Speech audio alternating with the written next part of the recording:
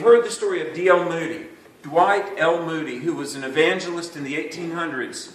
And, it's really hard to understand how big his impact was. I would say all of Christendom around the world has been touched by Dwight Moody. He lived in the 1860s and he started a church. He started Bible schools.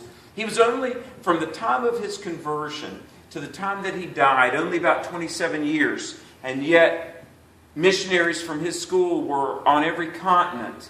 And when he died, the city of Chicago pretty much came to a halt for an entire week.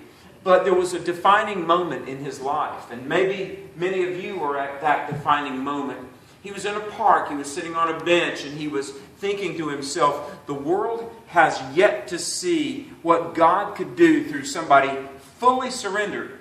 And he thought about his own life, and he thought he had been a witness, and he had preached, and he had traveled the world. He said, I've been pretty much surrendered. But he thought, good enough isn't really good enough.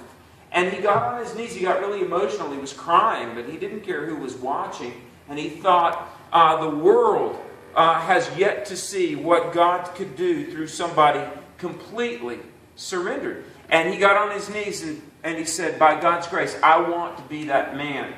I want to be that person fully surrendered. Maybe tonight, you want to be the most surrendered person that you've ever been for Jesus Christ. Amen. To pray.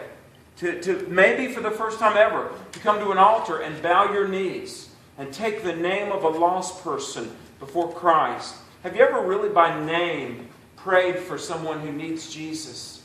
Have you ever prayed and said, Lord, reveal my sin to me? I was thinking as we were singing, a lot of times preachers and we evangelists do this a lot. We'll say, the world needs to do this, and people ought not do that.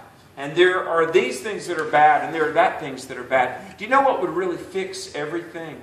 It would be that if we would desire God. I mean, really. And we could talk about avoiding sin. And that's important. The Bible says, pursue righteousness. We could talk about reading the Word, and we're going to look at Psalm 19 in just a moment. But let me say this, friend.